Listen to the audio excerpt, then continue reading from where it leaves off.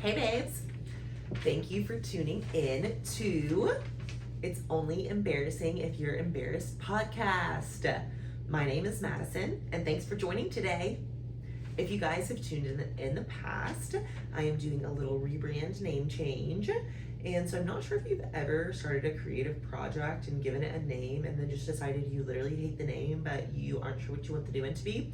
So that's been me for the past couple months. So I've decided that the year I made it podcast isn't quite what I want the long-term name of this project to be.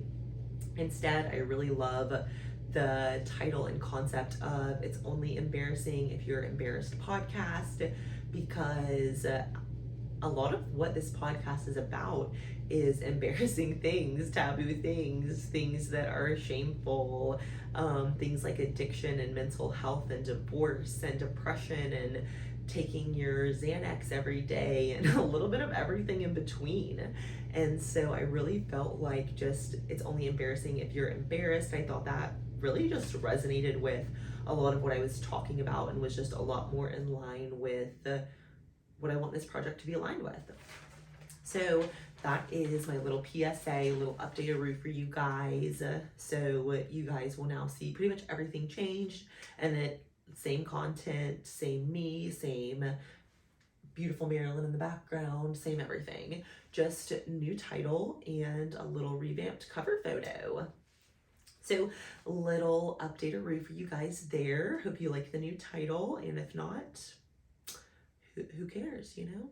It's just, I might hate it again in 6 weeks and have another one. Just kidding.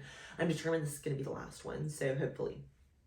So this episode, I wanted to share with you guys why you need goal setting to be successful. And that's a pretty aggressive title because normally I am not here to tell you you need to do anything. Do you live your life, whatever. But I think when it comes to having success, and by success, I don't necessarily mean career success. I mean to be successful enough to run a freaking half marathon, because that's a kick-ass thing to do. In order to be successful at anything, you have to have goals. And I personally am a big goal-oriented girly.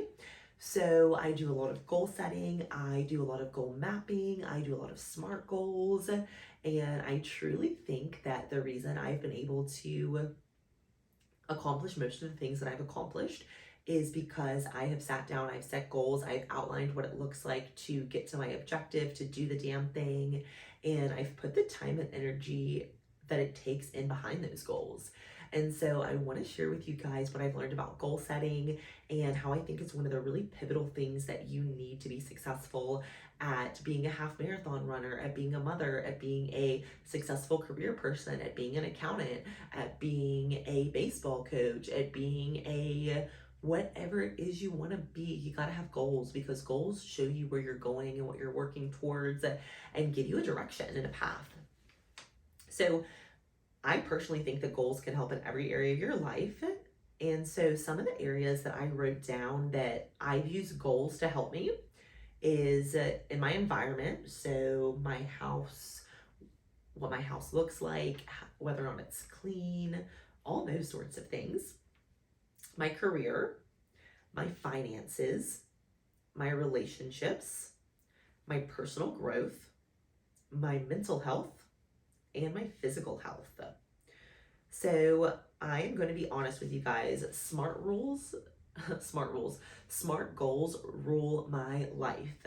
And so by that I mean, if you guys have never heard of the SMART goals concept, it is literally just the word SMART, and it basically gives you a guide as to how to set a goal. So if you're going to set a goal, it should be specific, measurable, action-oriented, realistic, and time-bound. So if you say, I want to run a half marathon by June the 7th, that's a good goal, because it might not be realistic though, depending on what running shape you're in, but those are really the core concepts that you need in order to be able to say, how can I bring my goal to fruition? And so if you have all those aspects within your goal, it helps you to be able to achieve that goal. So what I always kind of remind myself is that a dream written down with a date is a goal. So an example is like a dream of mine was trying to start a podcast. So I literally wrote down, I want to start a podcast, what day I wanted to try to release it, what I wanted it to be about, and then I wrote down all the steps that I needed to do to make that happen. I've done the exact same thing when it comes to going back to school, when it comes to trying to get out of debt and get my finances in order. I've done the same thing with my mental health. I've done the same thing with my gym routine. Like, by having goals and by having something to work towards, you see where you want your life to be, and you just build the habits to put that in and make yourself successful. So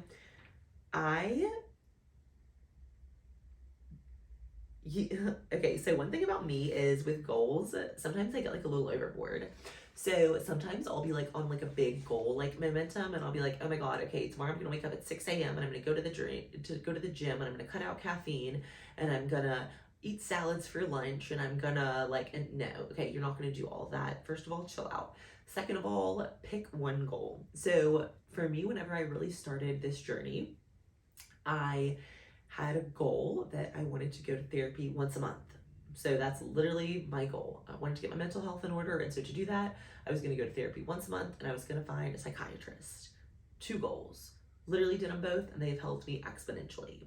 Whenever I wanted to get my body just moving and feeling good again, I said, I want to find a new gym. I want to find it by this Saturday, and I want to start going 3 to 4 times a week. So now I used to go to Orange Theory Fitness, loved Orange Theory, but once I turned 30, I could not do it. Like the joints, the running, the burpees, couldn't do it after I turned 30. So now I go to Pure Barre, and I love Pure Barre. It's so fun, and it's such a good workout. And it's a lot better for my 30-year-old joints. So I found Pure Barre, and now I go 3 to 4 times a week, and I have kind of like a little routine. So if I'm not traveling, I like to go to the gym Monday, Tuesday, Thursday, Friday, if I can. So I try to go 4 times a week if I can. And then if I am traveling or can't go during the week, then I'll like add a weekend day here or there. And that is something that has really worked for me. I literally like book my classes on an app. I put them on my calendar, and I hold myself accountable. And I think an important way to be able to hold yourself accountable when you're going to the gym is to find something that you like. So I can remember in past times where I would just go to the gym and I would run on the treadmill, and I would be so bored and I would hate it and I would never go. And now I have a workout that I go to that I like, that's fun, that's enjoyable, like there's upbeat music and an instructor, and that works for me. So also make sure that within these goals, you're finding things that you like to do, because if your goals are centered around things you like to do, you're going to be more passionate, you're going to enjoy life more, and you're going to just kick ass more at whatever it is you're working on. So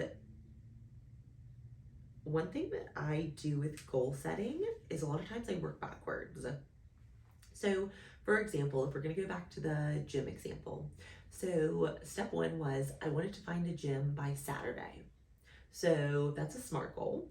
And I knew that I wasn't just trying to find any gym. I wanted to find a gym that had instructor-led classes and that was low intensity. So I literally Googled gyms near me, instructor-led classes, low intensity. Bam, it gave me a list of them. I stumbled upon Pure Barre. I said, this looks cool. You could try a class for free. I registered for the soonest day that I could go try the free class. And then I committed that if I went and that I liked it, I was going to join, and I was going to start going 3 to 4 times a week. Went to the free class, loved it.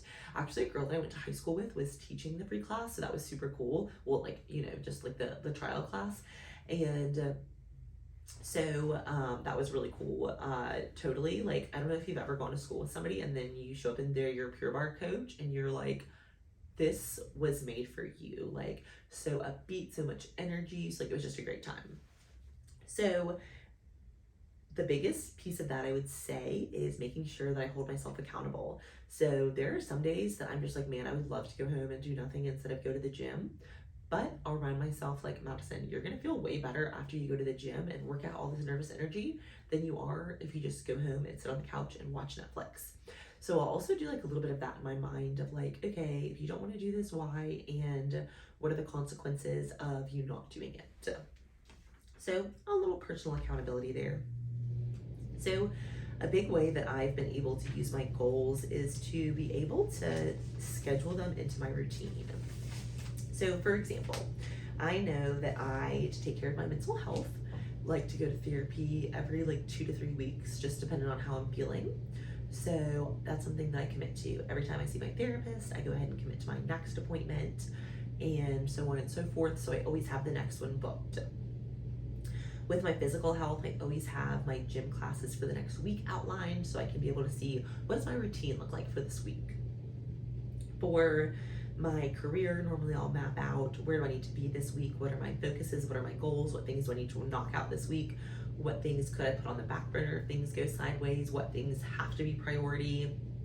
And I use that to dictate a lot of how I work and what I focus on.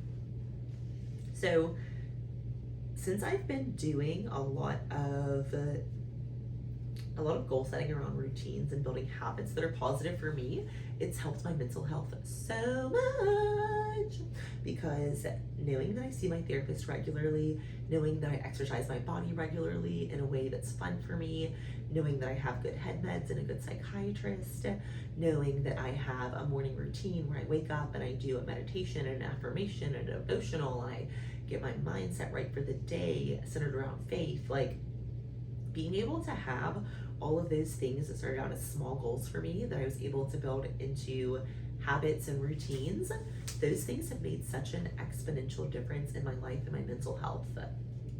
So for me personally, some of the things that I wrote down are really kind of a list of habits that I had around goals. So I do therapy, as I mentioned. I take medication for anxiety. I meditate. I do affirmations. I pray. I have a devotional that I read. I have a devotional that I listen to. I read the Bible. I have a speaking coach. And I also have this new thing that I'm trying to incorporate into my routine. And so I recently read the book, The Gap and the Gain. And so whenever I read this book, it has the concept of at the end of the day, and so I'm trying to do this like when I lay in bed at night and when I like lay in bed in the morning, is when you lay in bed at night, you think about your 3 wins for that day, and then you visualize your 3 wins for the next day. And they don't have to be like signed $100,000 deal if you're like in sales. Like, it doesn't have to be anything crazy. It could literally be like, I haven't been to the gym consistently in 2 weeks, and tomorrow is the gym class that gets me back on that routine. Like, that can be your win. Your win could be, I haven't had an apple in 6 years, and I'm gonna start having an apple a day tomorrow, or whatever it could be. It doesn't have to be anything large. It can literally just be something small. So to recap, goals bring dreams to life. SMART goals specifically bring dreams to life. A goal with a date written down is probably gonna happen if you hold yourself accountable. And so I think it's so cool just to reaffirm and remind yourself that, like, you're in charge of your own destiny, you're in charge of your own life, your own way, what you create, how you create it, and you can do all of it. You've just got to set some goals, hold yourself accountable, and do the damn thing, girl. So I wanted to share kind of, I guess, 3 recap tips, or kind of the 3 main things that I touched on in this. Is just 3 takeaways or 3 things that you could do if you're like, okay, Madison, got it. Listen to this episode. I'm trying to set some goals. Now what? If you're thinking that, my tip number 1 is to write your goals down. Write down, I want to start a YouTube channel by 2 weeks from now because I've secretly been wanting to do it for 4 years, and why the heck am I not doing it? Because I want to do it. My next tip is to use habits to build your goals and dreams. If you have a goal to get fit, you're not getting fit by going to the gym once. You're going to the gym by going 3 to 4 times a week, eating healthy, and changing your lifestyle. And that's the harsh reality of it, especially if you're in your 30s, because we ain't losing weight like we used to. So use habits to build your goals and dreams, and hold yourself accountable in the process, because if you don't hold yourself accountable, nobody's going to. Like, nobody's coming to save you, nobody's coming to do your life for you, nobody's coming to make you successful. Like, you have to do it, or the things aren't going to happen. My last tip is to make sure you use SMART goals. So to recap, a SMART goal is specific, measurable, attainable, realistic, and time bound. So make sure, I think the time bound piece is like the most important. Like, so not just like, I want to start a YouTube channel, but like, when? What is it going to be about? How are you going to make it happen? What are the steps? Like, do the damn thing, hold yourself accountable, and do all the things that you want to do, because you can. You just have to set goals, outline it, and then make it happen for yourself. All right, so you guys know by now I've been closing these babies with a Pinterest quote. So the Pinterest quote that I stumbled upon is that 20% of activities account for 80% of results, or in kind of a business logic, 80% of sales come from 20% of clients. So 20% of your activities that you're doing account for a majority of the results that you're trying to achieve. So I just think that's such a cool perspective, just to remember that a very small percentage of what you do and who you impact is what's going to drive the largest results. So whenever you're thinking like, oh man, like it doesn't really make that big of a difference if I do this small thing, like it does, because the small things are what equals success and excellence, and really just kind of build yourself up along the journey. So that is what I have for you babes on why you need to goal set to be successful in whatever area of life you're trying to be successful, whatever area of life you're trying to succeed. And I hope you guys enjoyed these tips along the way as to how you guys can implement this in your daily life and how you can use routines to build success. So thank you babes for tuning into It's Only Embarrassing If You're Embarrassed podcast. I will be sharing episodes a couple of times a week talking about all the embarrassing, weird, taboo, not talked about things in life, why we should normalize them, and kick ass along the way. Hope you guys enjoyed this episode. Please like, share, subscribe. If you thought you have a friend who would benefit from this episode, share with them. And of course, I always love to hear you guys' feedback. So if you have some things that you've done to build habits, to set goals, to make yourself successful, please share them below for the community. And thanks so much for tuning in, babes. Have a fabulous day and happy healing.